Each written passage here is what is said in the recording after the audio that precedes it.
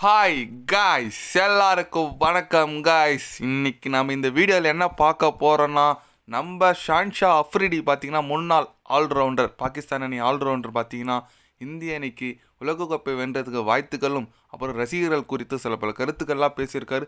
அவர் என்ன பேசுனார் ஏது பேசுனார் சொல்லிட்டு வீடியோ டீட்டெயில்டாக பார்க்கலாம்.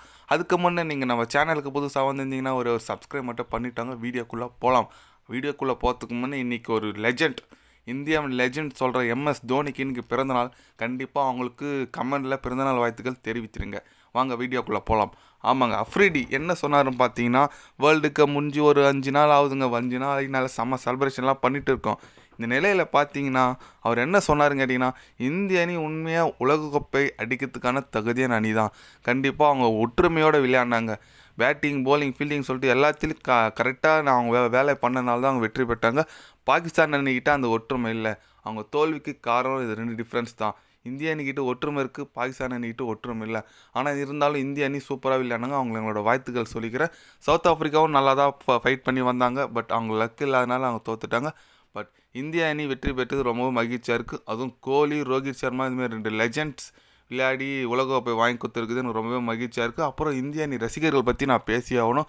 என்ன ஒரு வரவேற்பு கொடுத்துருக்காங்க இந்திய அணிக்கு. ஏன்னு கேட்டிங்கன்னா, ஒரு உலகக்கோப்பை வென்றதும் சாதாரண விஷயம் கிடையாது. அது இந்திய அணி பல ஆண்டுகளாக வெற்றி பெறலை. வெற்றி பெற்று வந்தோடனே இந்திய ரசிகர்கள் இந்த அளவுக்கு செலிப்ரேஷன் பண்ணுறது நான் பார்த்து விழுந்து போயிட்டேன்.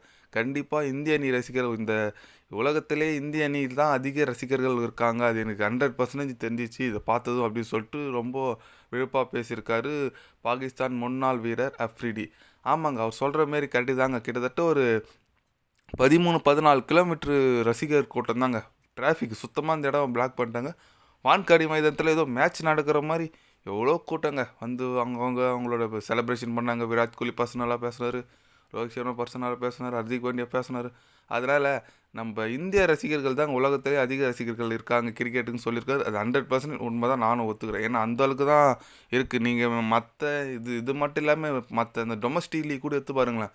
ஐபிஎல்லாம் எல்லா கிரவுண்டும் ஃபுல்லாகுதுங்க. அந்த அளவுக்கு ரசிகர்கள் இருக்காங்க. அதனால் இப்படியாப்பட்ட ஒரு ரசிகர் பட்டாளம் இருக்கிற இந்திய அணி உலகக்கோப்பை இத்தனை வருஷம் கழிச்சு அடிச்சிருக்குது.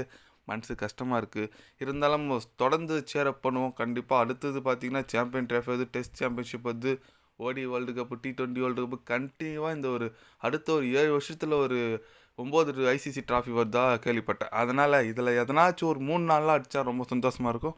பார்க்கலாம் இந்திய அணி எப்படி எந்த அளவுக்கு பர்ஃபார்மன்ஸ் பண்ணுறேன்னு சொல்லிட்டு. இந்திய அணி இன்னும் உலகக்கோப்பை ரோஹித் சர்மா தலைமையிலான உலகக்கோப்பை வெல்லும்னு நினைக்கிறீங்கன்னு சொல்லிட்டு ஒரு கமெண்ட் பண்ணிட்டு போங்க.